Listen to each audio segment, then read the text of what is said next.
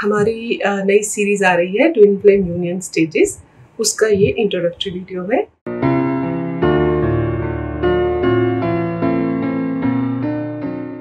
Hello, मेरा नाम है रितु ओम और मैं हूं परम फ्रॉम twinflamescoach.com। हम मदद करते हैं ट्विन फ्लेम्स को इनर वर्क करने में और हम क्रिएट करते हैं ट्विन फ्लेम कोचेस।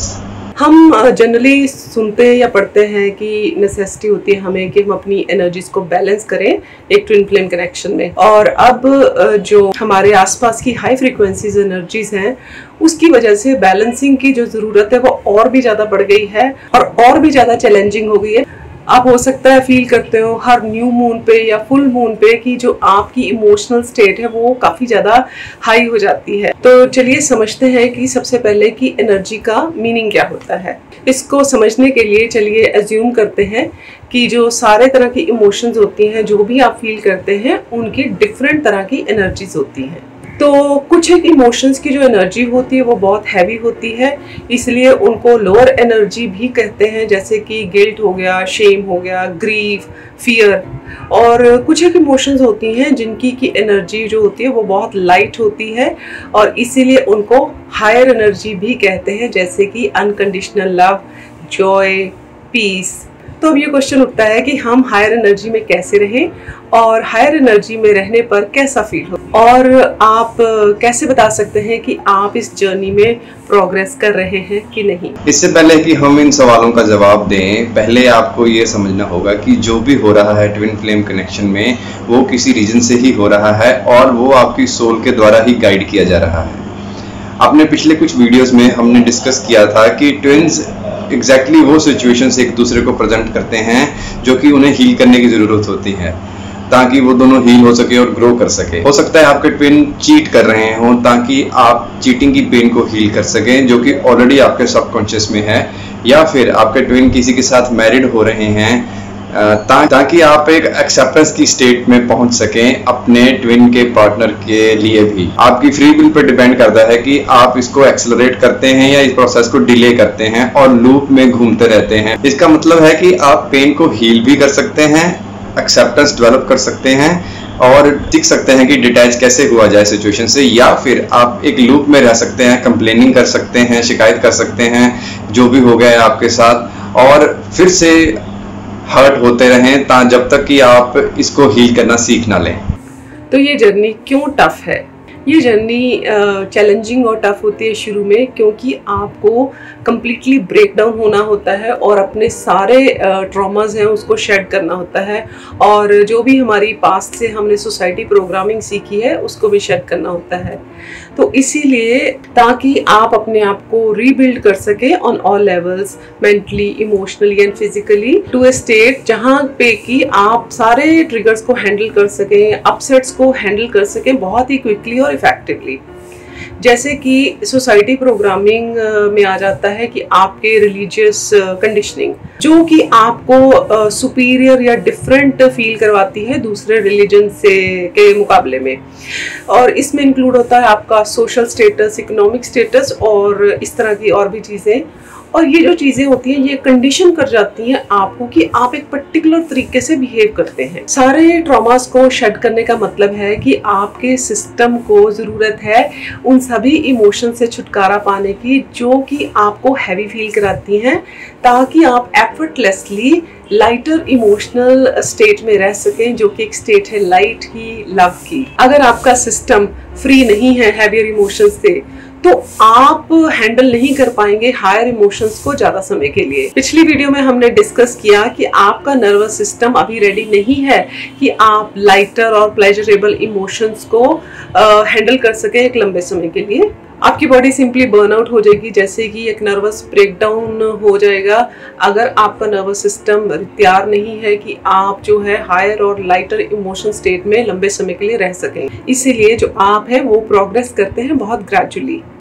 ये सब कुछ स्टार्ट होता है बबल लव फेज के साथ, जो कि शुरू में बिगिनिंग में आता है, जो कि हमें ये शो करता है कि लव कैसा फील होता है। लव जो कि हाईएस्ट फ्रीक्वेंसी भी है। जब आप अपने ट्विन को फर्स्ट टाइम किस करते हैं तो ये इतना अच्छा फील होता है या इलेक्ट्रिफाइंग फील होता है कि आपको ये सरप्राइज होता है कि किसिंग भी इतनी अच्छी हो सकती है। ये एक्सपीरियंस डिज़ाइन ही इस तरीके से किया गया है डिवाइन के थ्रू कि ये इतना हमें अच्छा लगे कि हम अब इस एक्सपीरियंस के चक्कर में अपनी जर्नी में आगे बढ़ें। ये हमें रिमाइंड कराता रहता है कि हम क्या अचीव करने की कोशिश कर रहे हैं। इसका मतलब है कि आप एक ऐसी स्टेट को अचीव करने की कोशिश कर रहे हैं जहाँ पे आप इन फीलिंग्स को हमेशा फील कर सकें, इस हाईएस्ट फ्रीक्वेंसी ऑफ लव को परमानेंट लेवल पे फील कर सकें। और जब आप लव की फ्रीक्वेंसी में हमेशा रहना शुरू कर देते हैं तो आप एक इंस्पायरिंग लाइट हाउस भी बन जाते हैं दूसरों के लिए। इसका मतलब है कि आप इंस्पायर करते हैं दूसरों को भी कि वो भी उस रास्ते को फॉलो करें जो आपने फॉलो किया है, और वो भी स्ट्रांग और ब्रेव हो जाएं इस रास्ते पे चलने के लिए, चाहे कि उनकी फैमिलीज या सोसाइटी रिस्ट्रिक्शंस उनके अगेंस्ट है। रिस्ट्रिक्शंस हो सकती हैं जैसे कि एज डिफरेंसेस हो सकते हैं, लड़की जो है लड़के से बड़ी हो सकती है, सेम जेंडर्स भी हो सकते हैं, या आप और आपके ट्विन ऑलरेडी मैरिड हो सकते हैं दूसरे पार्टनर्स के साथ, या और भी ऐसे ही कुछ रिस्ट्रिक्शंस। जब आप एक बार लाइट हाउस बन जाते हैं तब आपका मिशन स्टार्ट होता है और इसीलिए आप यहाँ पे हैं। उसका इस चीज़ से कोई मतलब नहीं होता, उस डेफिनेशन ऑफ मिशन की जो आज तक शायद आपने सीखी है।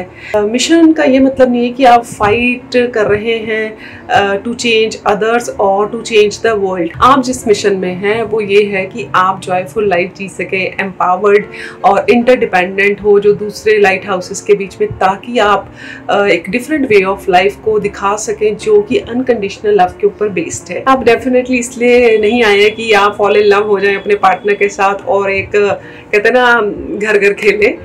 जो दूसरी चीज हमें समझने की जरूरत है वो ये है कि वो या मैं, दिस और दैट, हिम और हर, ये अलग अलग चीजें नहीं हैं। आप एक ही सोल के दो हिस्से हैं और दो बॉडीज में एक ही सोल इनकारनेट होके आई है। इसका मतलब ये है कि अगर आप अपने अदर हाफ को ब्लेम करते हैं तो एक तरह से आप खुद ही को ब्लेम कर रहे हैं। अगर आप उन पे गुस्सा हैं तो आप, इसका मतलब है खुद पे गुस्सा है, और जब आप उन्हें प्यार कर रहे हैं तो इसका मतलब है कि आप खुद को भी प्यार कर रहे हैं। सेपरेशन एग्जिस्ट नहीं करता, और जो सेपरेशन आपको इस समय दिखाई दे रहा है या फील हो रहा है ये बस एक इल्यूजन है। आप जितनी जल्दी ये रियलाइज करेंगे कि ये सेपरेशन एक इल्यूजन है, और जितनी जल्दी आप ये रियलाइज करेंगे कि जितना भी हीलिंग वर्क आप खुद पे कर रहे हैं एक्चुअली आप दोनों के लिए कर रहे हैं, आप और अपने ट्विन के लिए, उतनी ही जल्दी आप अपनी यूनियन की जर्नी में आगे बढ़ेंगे। और आप जो हीलिंग कर रहे हैं वो सिर्फ आप दोनों के लिए नहीं कर रहे हैं, आप पूरी कलेक्टिव कॉन्शियसनेस के लिए भी कर रहे हैं। इसका मतलब ये है कि जब आप अपने हर्ट को हील करते हैं तो आप अपने ट्विन को भी इस तरह से ट्रांसफॉर्म करते हैं कि अब उन्हें आपको ट्रिगर करने की जरूरत नहीं हो।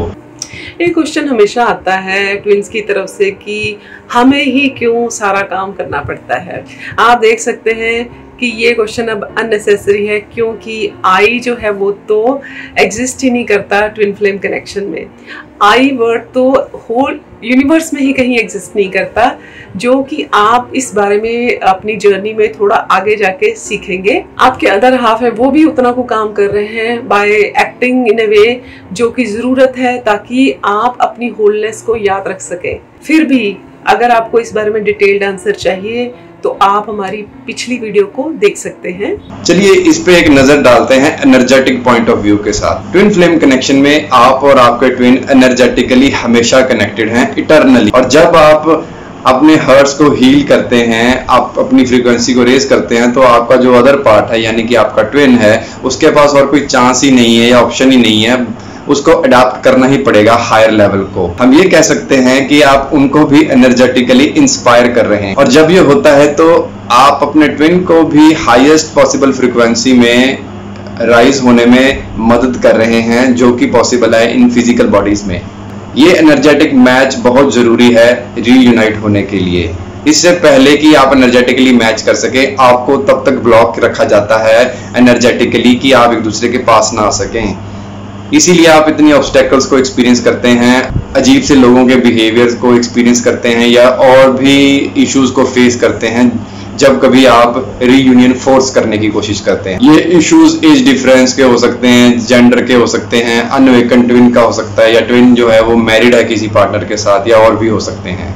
अगर आप फियर बेस्ड या अटैचमेंट बेस्ड कोई भी एक्शन लेते हैं अपने ट्विन के पास जाने के लिए, तो ये काम नहीं करता और ये एक तरह से आप पे बैकफायर ही करता है, यानी कि सिचुएशन और खराब हो जाती है और पेन क्रिएट हो जाती है।